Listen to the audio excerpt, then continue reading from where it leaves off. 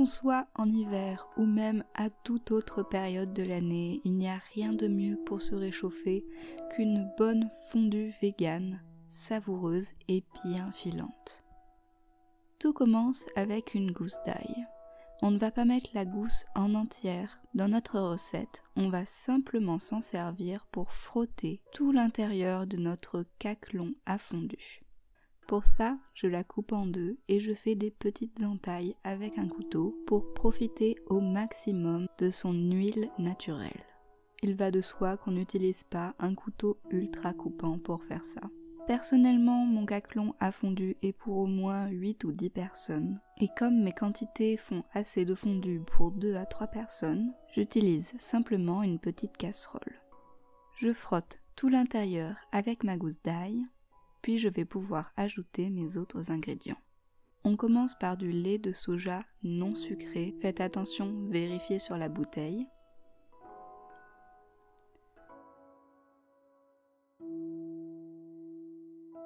Et du vin blanc. Je ne me prends pas trop la tête, j'utilise juste le premier vin blanc vegan que je trouve. Ça marche aussi avec du rosé. On rajoute de l'huile neutre.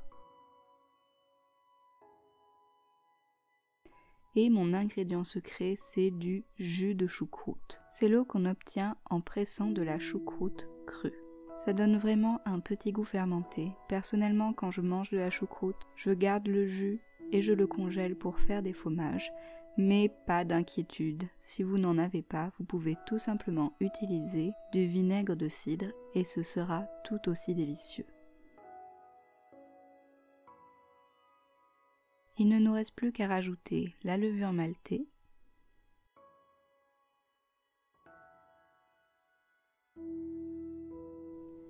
le miso blond,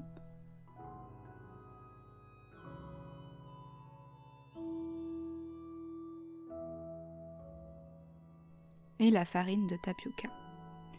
Puis je viens fouetter pour faire un mélange homogène. Si vous avez du mal à trouver certains de ces ingrédients, faites un tour sur l'article de mon blog pour cette recette où je vous donnerai quelques solutions. Le lien se trouve dans la barre d'infos. Il ne nous reste plus qu'à rajouter de la coriandre en poudre, un peu d'ail semoule et du poivre. Il faut aussi rajouter du curcuma pour la couleur. J'ai oublié à ce moment-là, mais je le rajoute juste après.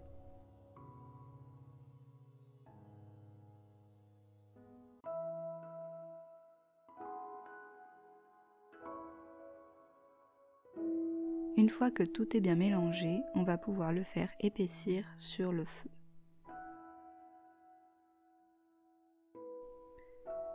Je rajoute mon curcuma oublié. Puis je fais chauffer à petit feu.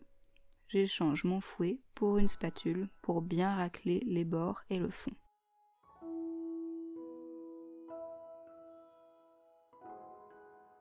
En chauffant, le mélange va commencer à épaissir au fond. Ne vous éloignez surtout pas et continuez à mélanger.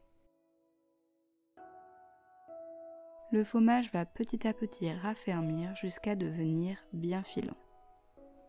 Une fois qu'il bout, normalement, ça veut dire que c'est prêt. Et voilà votre fondue bien filante et super délicieuse qui est prête. Comme je disais, cette quantité en fait pour 2 ou 3 personnes.